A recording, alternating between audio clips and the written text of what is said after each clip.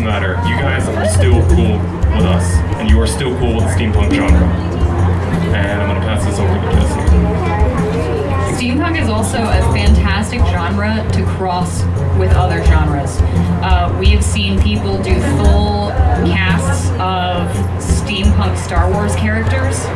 I mean, you name it, it's out there. We know 2 steampunk Boba Fett's. We know a few stormtroopers that are steampunked. We know Diesel Vader, who is really cool. If you guys have never seen Diesel Punk Vader, he is very, very awesome.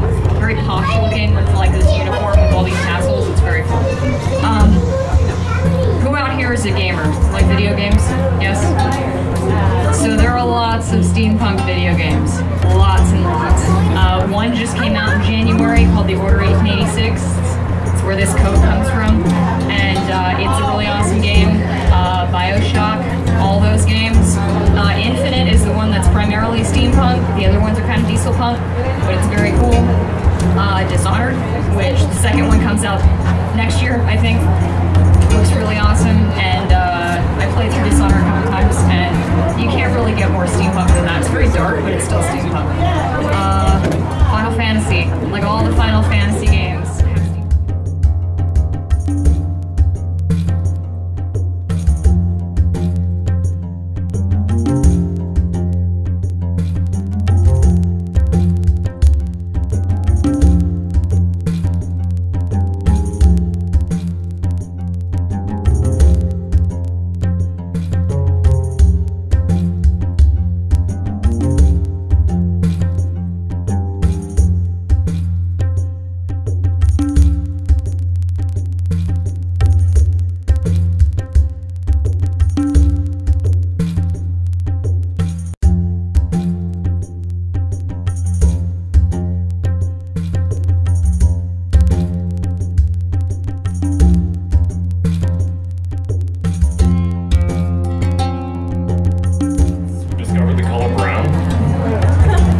Accurate.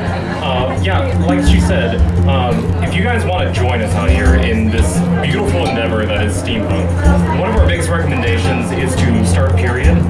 You pick up a few period essentials from the late Victorian era, and for men, nice shirt and a vest. Boom. Nice shirt and a vest pretty much captures it. This gentleman over here is looking quite dapper with his vest and shirt.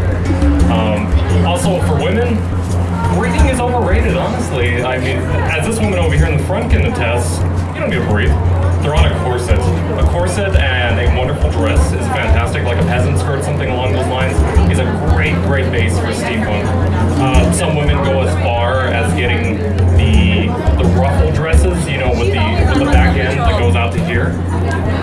Apparently, men in the Victorian era did indeed like big butts. But anyways, you can definitely go along those lines at the start, and then from there, you start adding your accessories. Of course, a classic piece over here is goggles. People always think, oh, steampunk, oh, you're a guy wearing goggles. I mean, why do you wear goggles? Well, it all really bases itself on your character's profession. So one thing that I highly recommend for people is they're really jazzed about it, and they want to get involved, and they're like, yes, okay, I want to be a steampunk. All right, what am I gonna do? All right, I've got a vest. All right, I've got my corset. Okay, now what? Well, it's often ideal to pick yourself out a profession for your character. There's a lot of airship captains, and there's a lot of airship pirates. That is one thing that we find in droves, that there's no one actually running the ships. We're all just robbing the hell out of each other. Just pirates here, pirates there. So there's tons of airship pirates. You know, people, and then you have think of all the different faculties on an airship itself. You have mechanics, you have helmsmen,